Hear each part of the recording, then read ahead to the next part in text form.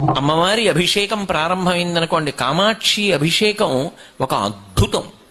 ఎందుకని అంటే మీకు అప్పటి వరకు ఒకలా కనపడుతుంది కామాక్షి. పసుపు నీళ్లు పోస్తారు ఆవిడ మీద.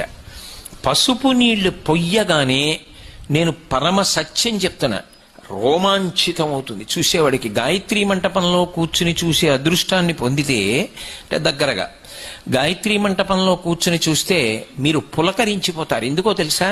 పక పక పక పక నవ్వడం స్పష్టం.